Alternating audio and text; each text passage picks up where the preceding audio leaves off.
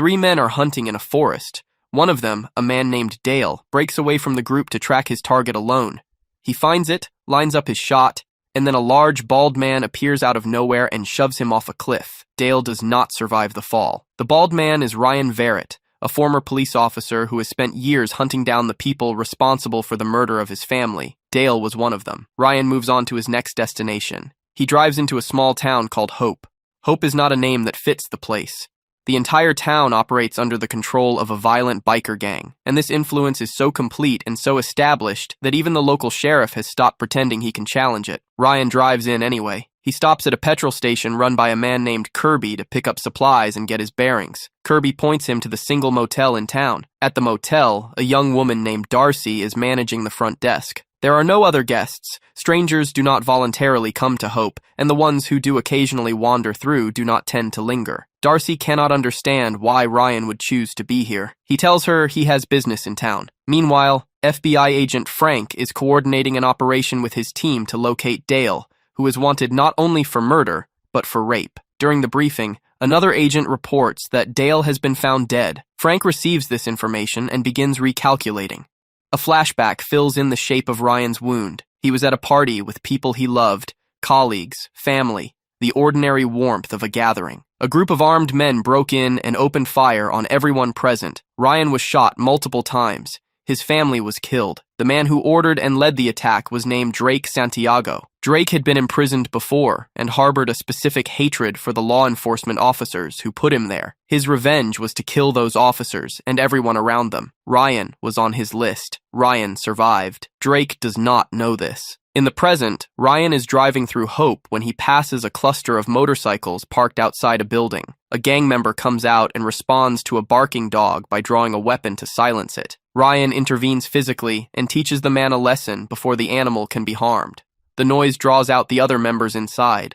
The leader of this particular gathering is Drake himself, operating here now in full control of this town, running everything with the gang he calls the Circle.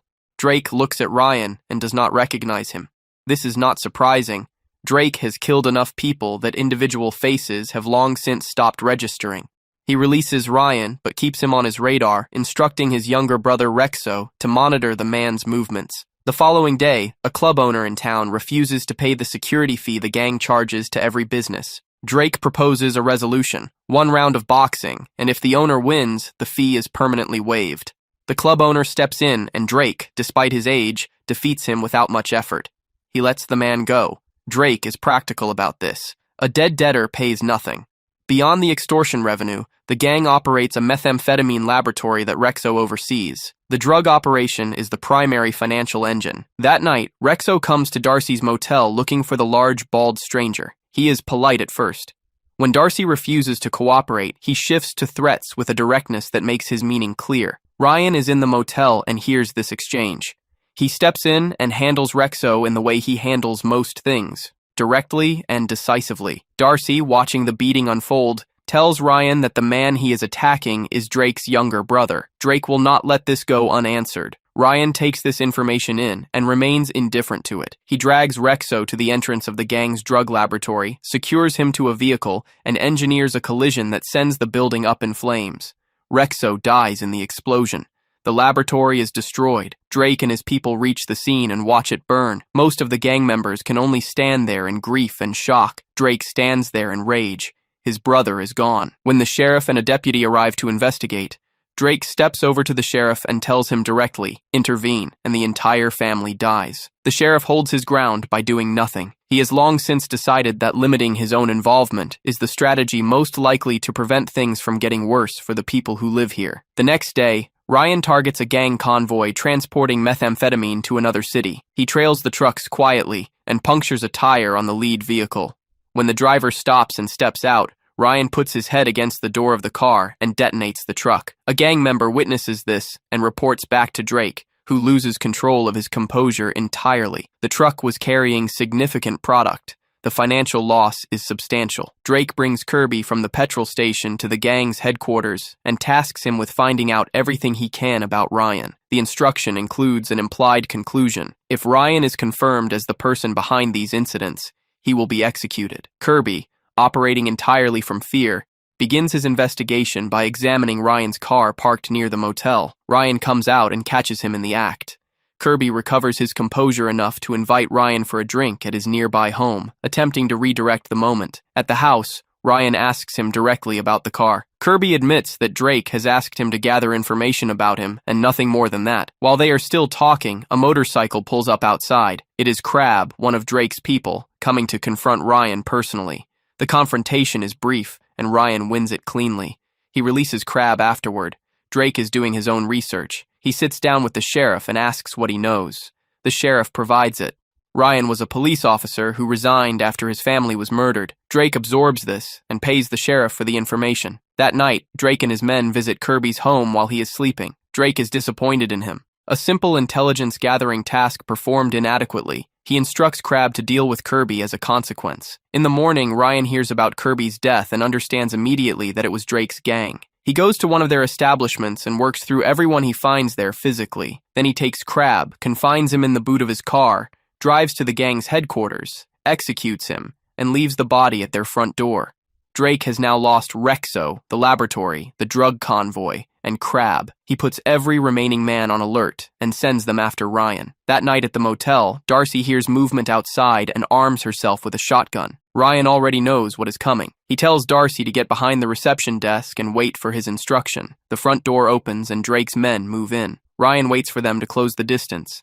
He tells Darcy to cut the lights. In the darkness, gunfire breaks out for several seconds. When Darcy restores the lights, every man on the floor is dead. Ryan has not been touched. He recognizes that remaining in the motel is no longer safe and evacuates with Darcy immediately. Neither of them notices the second layer of the ambush waiting outside. They are attacked and Ryan is beaten unconscious. He wakes with his wrists bound to a chair inside what appears to be a large industrial space, the gang's headquarters. Darcy is there too. Drake stands in front of Ryan and tells him they are both going to die. He adds that before Darcy's death he intends to assault her. He leaves one of his men to torture Ryan and withdraws to the back of the building. The man assigned to Ryan approaches the task with evident enthusiasm. The beatings are sustained and deliberate. Then Ryan manages to get his wrists free. He puts the man unconscious and begins moving through the building. Drake's men converge on him and attempt a coordinated takedown using practiced techniques. It is not enough. Ryan works through all of them. He finds Darcy. She has been bound and gagged. He frees her and they look for a way out. Drake is not going to allow this. Ryan tells Darcy to leave and steps forward to face him. Before the fight begins, Drake tells Ryan something. He remembers him now, the cop whose family he killed before coming to Hope. He had believed Ryan was dead. He has been operating all this time assuming the problem was resolved. It was not.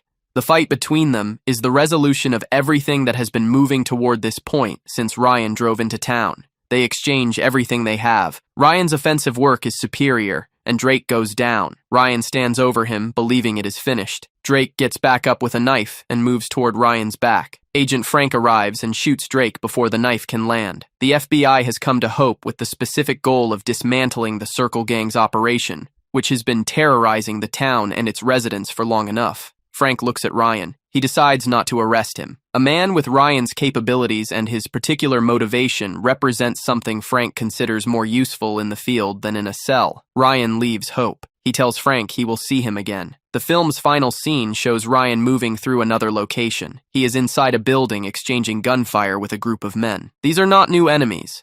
They are remnants of Drake's network, the people who were present for or connected to the murder of Ryan's family and who have not yet been reached. The list is not complete. Ryan is still working through it.